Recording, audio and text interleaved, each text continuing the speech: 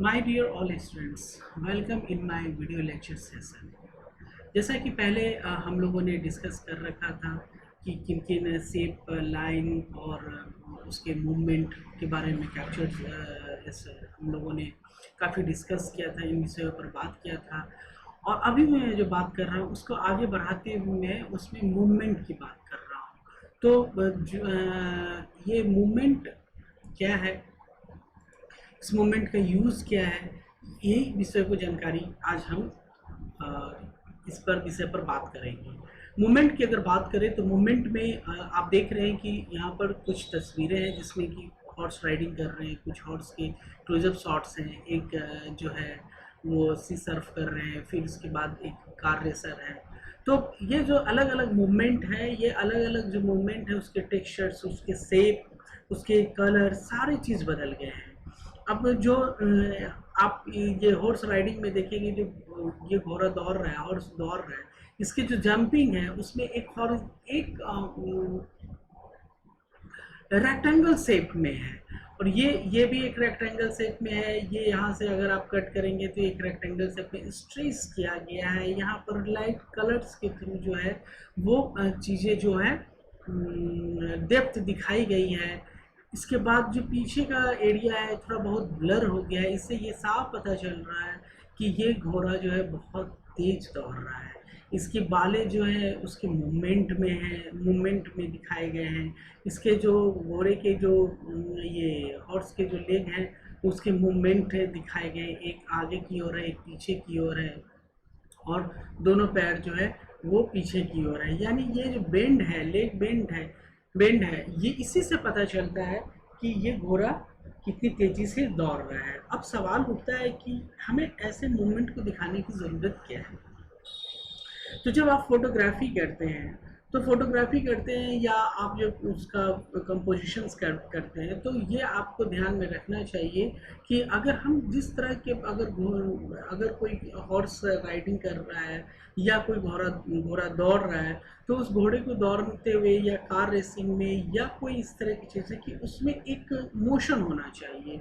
Motion in the sense कि उसके movement, उसके कलर्स, टेक्सचर, उसके बैकग्राउंड उससे मैच करना चाहिए। अगर नहीं करेगा तो पता ही नहीं चलेगा कि घोड़ा कितने स्पीड से दौड़ रहा है। अगर मैं इस पिक्चर की बात करूं तो यहाँ पर हम ऐसा करते हैं ना कि ये घोड़े के बाल को मैं डाउन कर देता हूँ, पैर जैसे है वैसे ही रहने देता हूँ, और पीछे का जो बैकग्राउंड है मैं उसे हटा देता हूँ, यानी जो हेज है उसे मैं हटा देता हूँ।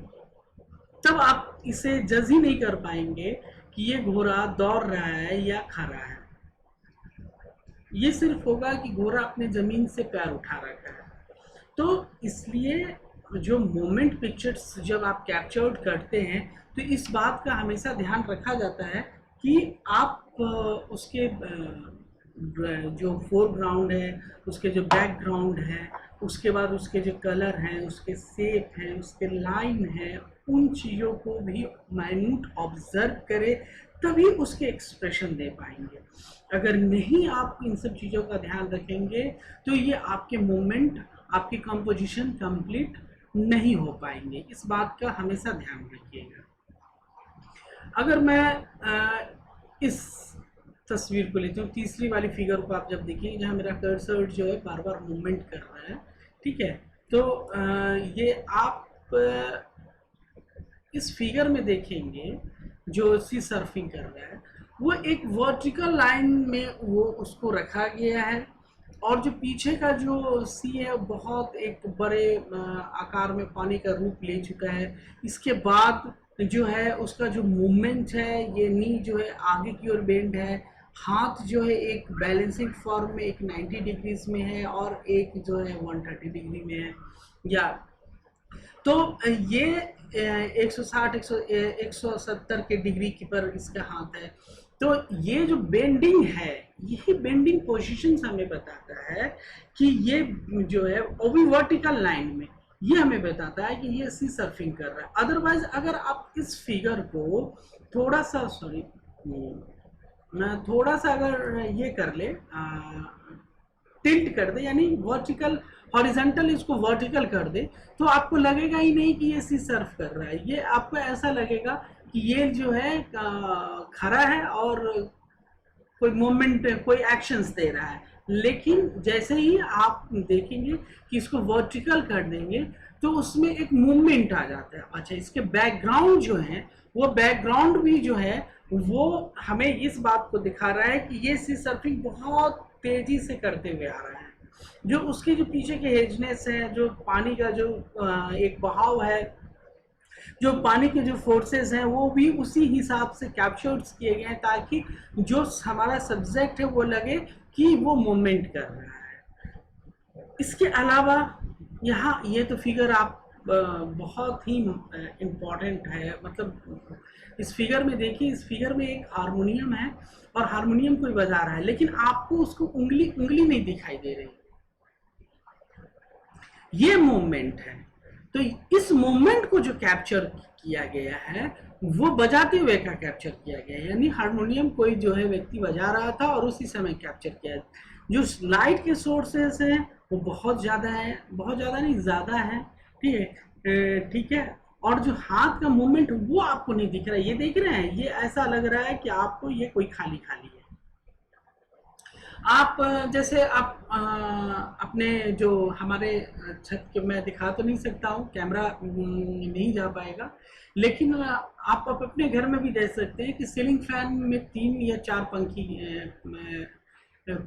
पत्ती की पंखियां लगी होती है, बने होते हैं। तो जब वो मूवमेंट करता है तो हमें वो सीलिंग भी दिखाई देती है, यानी जो छत का जो वो पार्ट है वो दिखाई देता है। लेकिन जैसे ही आप फैन को मूवमेंट करवाते हैं तो रोकते हैं तो आपको वो स्प्लिट, मतलब वो 3 या 4 भागों में पंखा दिखाई देगा। तो सेम कंडीशन से यही होता है कि जब आप यहाँ पर भी वही लागू होता है नियम कि हारमोनियम कोई बजा रहा था और उसने बहुत तेजी से कोई हारमोनियम बजा रहा था और उसी मोमेंट में उसने कैप्चर कर लिया।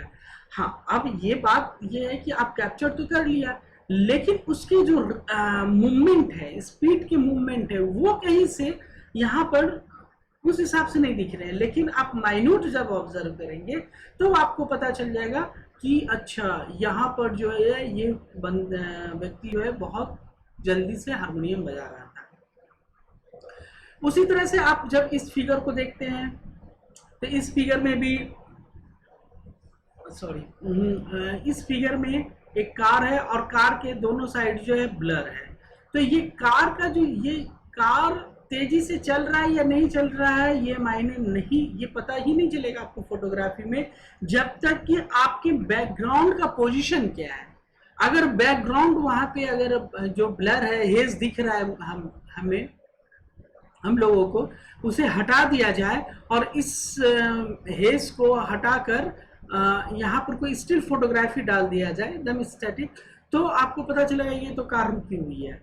तो इसलिए मोमेंट में सब्जेक्ट तो इम्पोर्टेंट होता ही है, इसके साथ ही जो बैकग्राउंड होता है वो भी मोस्ट इम्पॉर्टेंट थिंग होता है। अगर आपका बैकग्राउंड उसी चीज से कनेक्ट नहीं कर पा रहा है तो वो मोमेंट किस मोमेंट में है, वो रुका हुआ है या चल रहा है या दौड़ रहा है या भाग रहा है, ये मोमेंट नहीं पता चलेगा। तो ये इस बात का हमेशा ध्यान रखा जाए कि जब भी आप मोमेंट कोई कैप्चर कर रहे हो तो उसके बैकग्राउंड को बहुत ऑब्जर्व करिएगा, तभी रिलेट कर पाइएगा। इस बात का हमेशा ध्यान रखें।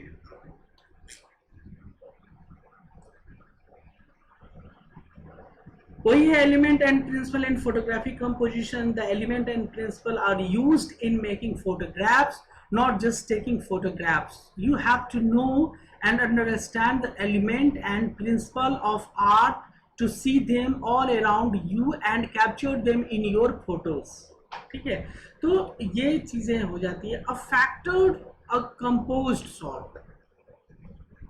एक कंपोज शॉट को करने के लिए क्या क्या, कैमरा एंगल की जरूरत है, लेंस एंगल की जरूरत है, कैमरा डिस्टेंस की जरूरत है, कैमरा मूवमेंट की ज़रूरत है, फ्रेम की ज़रूरत है, डेप्थ ऑफ फील्ड की ज़रूरत है। तभी हम किसी का जो कंपोस्ट है वो अच्छे से कर पाएंगे।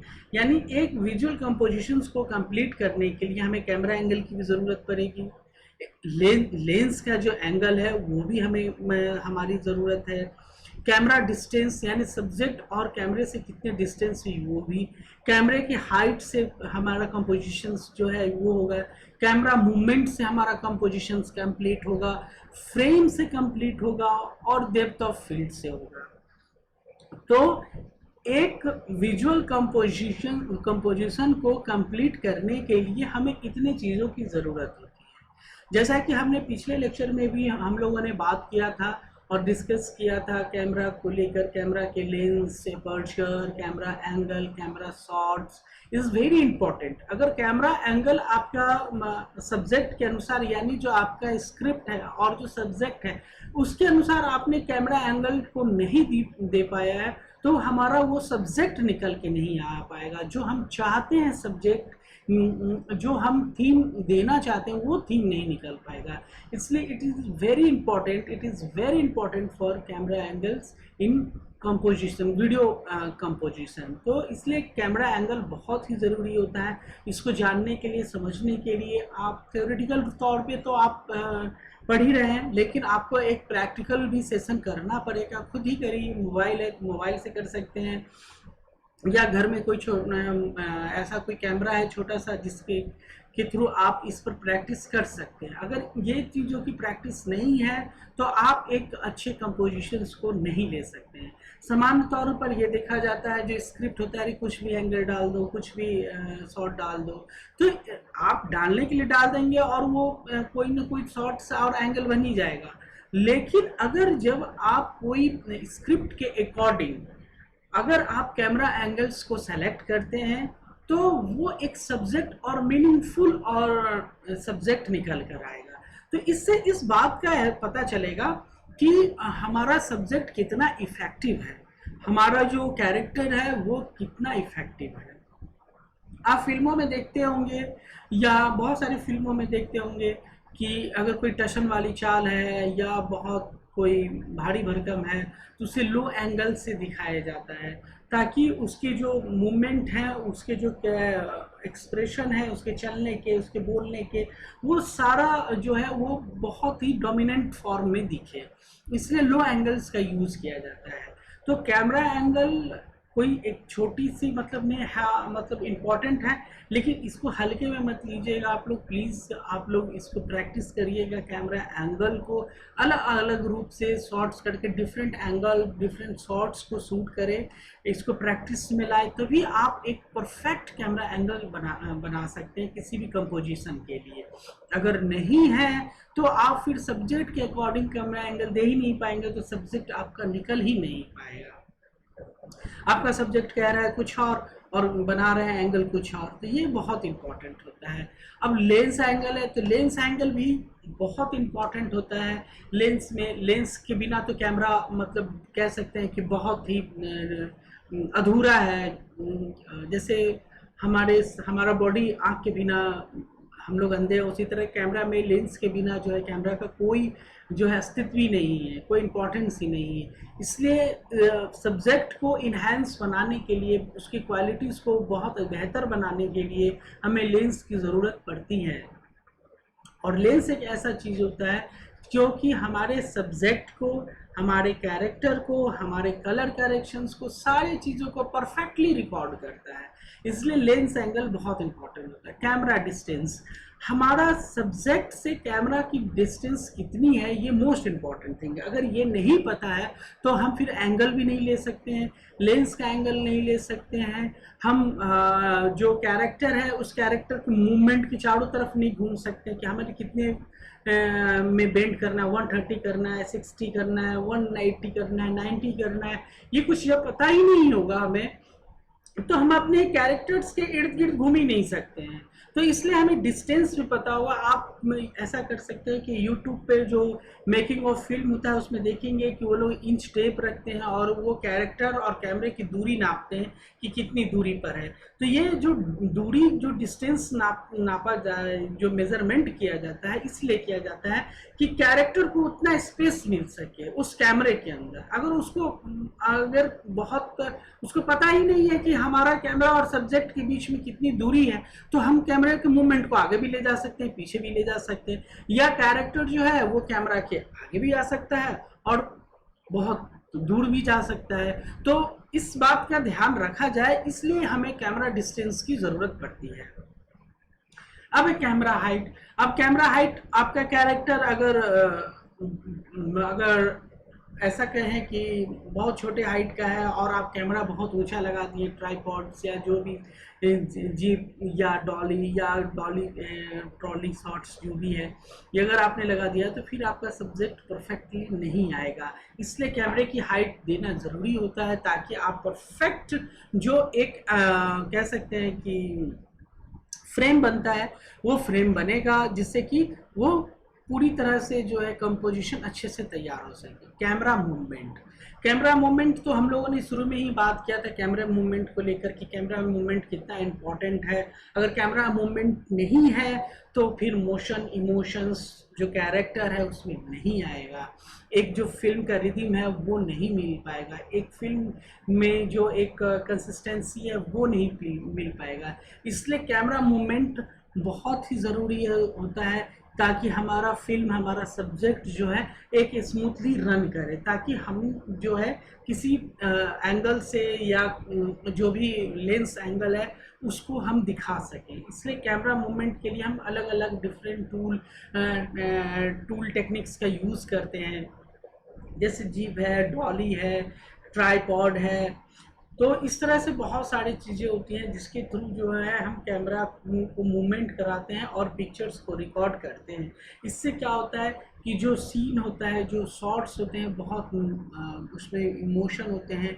ऐसा लगता है कि वो कोई जिंदा है, मतलब फ्रेम चल रहा हो, कोई उसके आसपास की मूवमेंट हो रही है, उसको कैप्चर कर रही है। फ्रेम कह सकते हैं कि एक फाइनल आउटपुट होता है कि हम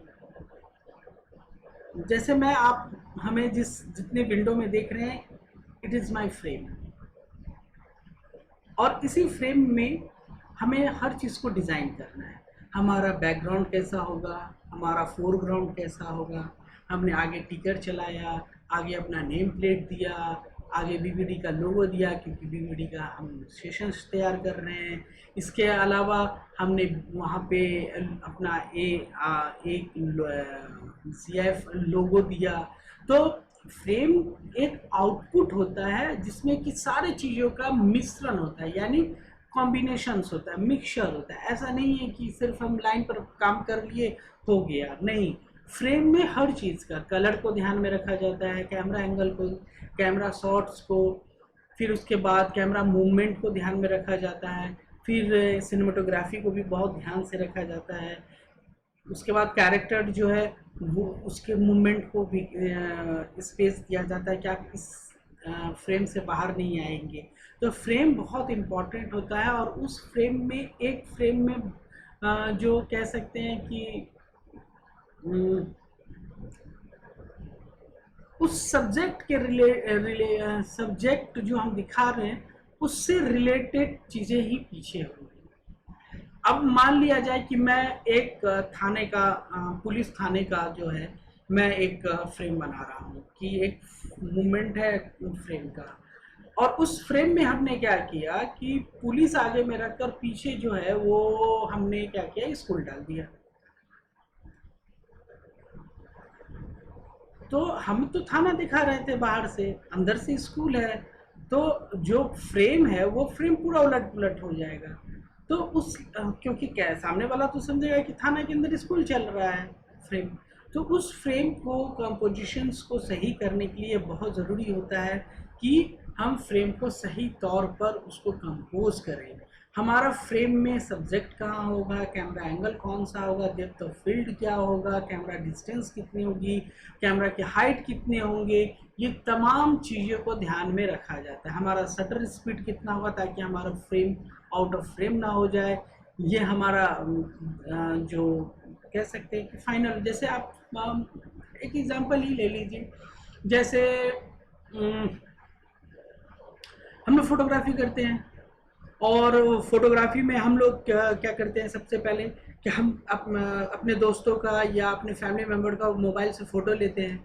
तो वो जो फोटोग्राफी में जो हमें जितनी चीज़ें दिख रही, तो आप होता है ना कभी कभी आप अपने वो अनवांटेड चीज़ों को आप क्या करते हैं, साइड लाइन कर देते हैं। बिल्कुल इसी तरह से अनवांटेड चीज़ों को हटा दिया जाता है फ्रेम से, क्योंकि इस फ्रेम में आपका एक एक चीज़ बहुत ही इम्पोर्टेंट होता है, उसको बहुत ही ध्यान से रखा जाता है, तभी वो फ्रेम पूरा कंप्लीट होता है।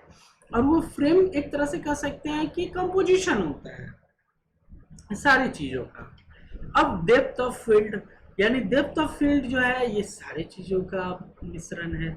अगर हमारे सब्जेक्ट में डेप्थ ऑफ फील्ड नहीं है कि फोरग्राउंड से बैकग्राउंड में कि सब्जेक्ट की दूरी कितनी है, उसमें फिर हमारा जो मेन सब्जेक्ट है उसमें जो है वो मेन सब्जेक्ट है, बाकी जो उसके बैकग्राउंड है वो उससे उनकी कितनी दूरी है, कैमरे से सब्जेक्ट की कितनी दूरी है वो भी नहीं पता चल पाएगा।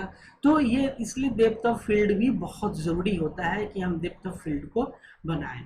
तो फैक्टर फॉर कंबाइंड शॉट, एक कंबाइंड शॉट के लिए जो सबसे इम्पॉर्टेंट चीज़ मैंने हम लोगों ने अभी डिस्कस किया वो था, पहला मैं फिर से याद दिला दे रहा हूँ, camera angle, lens angle, camera distance, camera height, camera movement, frame and depth of field. ये जो है सबसे इम्पॉर्टेंट चीज़ है, इसको ध्यान में रखेंगे। अब है classification of shot. Shots classified by content, shot classified by the camera height, shot classified by the camera movement, shot classified by the camera movement. ठीक है, ये रिपीट हो गया, इसके लिए मैं माफ़ी चाहूँगा। तो हम लोगों ने थोड़ी देर पहले डिस्कस किया था कि camera angle, camera shot, camera division जो है वो अपने स्क्रिप्ट के अनुसार होना चाहिए। तो शॉट का जो क्लासिफाइड है वो कंटेंट के अनुसार होना चाहिए।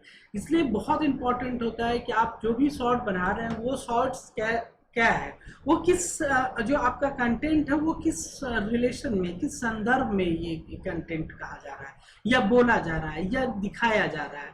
अगर वो उसका कंटेंट के अकॉर्डिंग आप शॉट का डिवीजन आपने नहीं किया है तो फिर वो रिलेवेंट नहीं होगा। मैं छोटा सा एग्जांपल आप ले सकते हैं, जैसे कि दो दोस्त आपस में बात कर रहे हैं, ठीक है, और वो आइसक्रीम खा रहे हैं, आइसक्रीम के स्टॉल पे आइसक्रीम लेते हुए दो दोस्त बात कर रहे हैं। अब यहाँ पर जो दो दोस्त बात कर रहे हैं ये आपको दिखाना है, तो यहाँ पर जो शॉर्ट डिवीजन बनेगा वो 2 शॉर्ट्स का बनेगा, पहला नंबर चीज। दूसरा नंबर चीज हमें ये ध्यान रखना होगा कि हमें एक फुल फ्रेम चाहिए, दूसरा मिड शॉट चाहिए, तीसरा क्लोजअप शॉट चाहिए। यानी इसलिए क्योंकि उसके हाथ में आइसक्रीम है तो उस हाथ के जो आइसक्रीम खा रहा है उसको एक्सप्रेशन चाहिए, जो बोल रहा है, दोनों जो बातचीत कर रहे हैं उसके भी एक्सप्रेशन चाहिए। तो उसके एक्सप्रेशंस, दो जो बच्चे बात कर रहे हैं, दो जो लड़के बात कर रहे हैं, उसके एक्सप्रेशन, उसके मूवमेंट, उसके जो फेशियल एक्सप्रेशन है वो, ये सारे चीज़ों को कैप्चर्ड करना है। तो हम ऐसा नहीं है कि लॉन्ग शॉट दिखा दिए दोनों को, दोनों मूवमेंट कर रहे हैं और हो गया। तो ये दिखाने के लिए आप दिखा सकते हैं लेकिन उसका कोई मीनिंग नहीं होगा। और एक एक फ्रेम जो होता है फिल्म में या किसी भी चीज़ में बहुत इम्पोर्टेंट होता है। अगर आपने फ्रेम सही से सेलेक्ट नहीं किया तो फिर भैया आपका तो नहीं बनेगा, वो जो शॉट आप चाहते हैं वो शॉट नहीं बनेगा। इसलिए ये बहुत ज़रूरी होता है कि आप कंटेंट के अनुसार शॉट्स को डिसाइड करें। उसके बाद आता है कैमरा हाइट। अब आपने क्लासिफिकेशंस तो कर लिया कि 2 शॉट चाहिए हमें, 2 लड़कों का 2 शॉट जो चल रहा है हमें 2 शॉट चाहिए, लेकिन अब हाइट कितना रहेगा कैमरा का? हम गिब्स के थ्रू उसको दिखाएंगे, जिप के थ्रू दिखाएंगे, गिम्बल के थ्रू उसको शॉट डिवीजन कर रहे हैं, शॉट ले रहे हैं, या पैन के थ्रू ले रहे हैं, या ट्राइपॉड के थ्रू ले रहे हैं। अब ये डिपेंड करता है कि आप एंगल कौन सा ले रहे हैं, ठीक है। तो आपने एंगल अगर ले लिया, साइड एंगल ले लिया, तो pan to low to high to low, और आपने एक पैन शॉट ले लिया, तो ये जो शॉट्स डिवीजन है ये अगर कैमरा का हाइट उसको नहीं मिलेगा तो उसको मूवमेंट नहीं मिलेगा, और कैमरे के हाइट अगर सब्जेक्ट के अकॉर्डिंग नहीं सेट है तो वो फ्रेम आउट ऑफ फ्रेम हो जाएगा, यानी कट जाएगा। मैंने बताया, जैसे मैं एक एग्जाम्पल लेता हूँ, एक खली है और एक आमिर खान है। तो अगर आमिर खान की हाइट दिखानी है तो खली को और आमिर खान को साथ दिखाना होगा, लेकिन सिर्फ खली की हाइट दिखानी है, ठीक है, तो उसके लिए आमिर खान की भी जरूरत नहीं पड़ेगी। लेकिन आमिर खान की हाइट कितनी है इसके लिए जरूरत पड़ेगी। अगर दोनों को साथ कैप्चर कर रहे हैं तो दोनों कैमरा के एंगल, शॉट, क्लासिफिकेशन सब अलग अलग हो जाएंगे। तो क्लासिफिकेशन शॉट में आपको इस बात का हमेशा ध्यान में रखा जाता है। अब प्रिंसिपल ऑफ विजुअल ग्रामर, जो अभी हम लोगों ने जिस विषय को लेकर बात किया कि फ्रेम बहुत इम्पॉर्टेंट होता है। अगर फ्रेम में अगर कैमरा एंगल नहीं है, शॉट डिवीज़न नहीं है, सिनेमेटोग्राफी नहीं है, तो आपका कह सकते हैं कि फ्रेम कंप्लीट नहीं माना जाएगा, मीनिंगफुल नहीं होगा। इसलिए एक एक फ्रेम का इम्पोर्टेंस होता है, सब्जेक्ट के अनुसार हम फ्रेम को डिज़ाइन करते हैं। जैसे आप थाने में जा रहे हैं, थाने का शूट है, तो थाने में जो है उसका फ्रेम बन रहा है, तो उस थाने में अगर कोई ऑफिसर को आप आईपीएस अधिकारी से जा रहे हैं बात करने के लिए, तो आईपीएस अधिकारी है तो उसके पीछे वो पुलिस है, तो पुलिस के आगे अगल बगल दाएं बाएं इनके कंपोजिशन होने चाहिए कि लगे कि ये पुलिस है, ये पुलिस थाने में आया है और किसी अधिकारी से बात कर रहा है। लेकिन अगर उसी कंपोजिशंस को आप जस्ट रिवर्स कर दीजिए, जैसे कोई सिपाही जो पुलिस से छोटे ओहदे वाले होते हैं, पुलिस उनका कंपोजिशन फ्रेम में दिखाना है, तो आपको उसी तरह से देखना होगा कि उसके जो रूम है उस तरह से डिज़ाइन करने होंगे, फाइलें का डिज़ाइन रखने का तरीका अलग होगा, उसके बैकग्राउंड में जो अलमीरा होगा उसका अलग बनावट होगा, उसके मतलब हर चीज़ों को वो जो है वो डिफरेंट हो जाएगा। ऐसा नहीं है कि वो चीज़ें अगर हो जाए तो फिर वो चीज़ें हो जाएगा। तो प्रिंसिपल ऑफ विजुअल ग्रामर में सबसे पहले तो हेडरूम को हम ध्यान में रखते हैं। अब हेडरूम को ध्यान में रखने के लिए सबसे पहले क्या है कि जो आप फ्रेम डिज़ाइन किया है आपने, उस फ्रेम में आपका सब्जेक्ट का फ्रेम के बीच डिस्टेंस कितना है। अगर वो डिस्टेंस आप नहीं दे रहे हैं तो पता नहीं चलेगा कि कैरेक्टर्स जो है वो किस पोजीशन में खड़ा है, स्पेस नहीं पता चलेगा। हम लोगों ने अभी स्पेस पढ़ा था ना, स्पेस और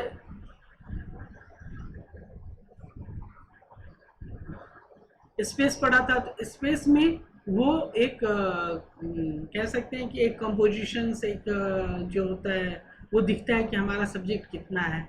इसलिए हेडरूम छोड़ना बहुत ज़रूरी होता है। जब आप शूट करते हैं तो ये बात ध्यान में चलना चाहिए कि जो आपका जो ये टॉप है उससे ऊपर में वो बेंड ना करे, तो इस बात का ध्यान में रखना बहुत ज़रूरी होता है। Noise room, lead room. अब आपका ये जो रूम है जहाँ पर आप सारे फ्रेम को शूट कर रहे हैं, ये बहुत इम्पोर्टेंट होता है कि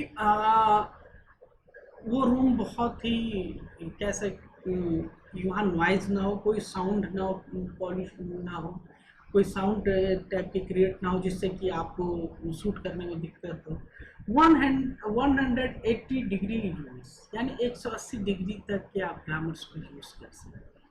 ये परफेक्ट शॉट माना जाता है। शॉर्ट रिवर्स शॉर्ट सीक्वेंस, मतलब शॉर्ट रिवर्स भी होना चाहिए और शॉर्ट में सीक्वेंस भी होना चाहिए, ये ग्रामर है।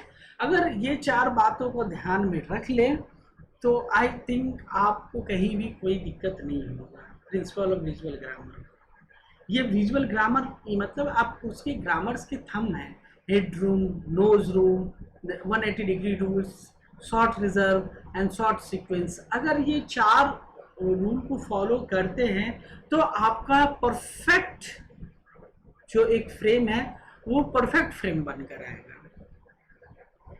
अगर नहीं है तो नहीं आएगा, इस बात का हमेशा ध्यान रखें।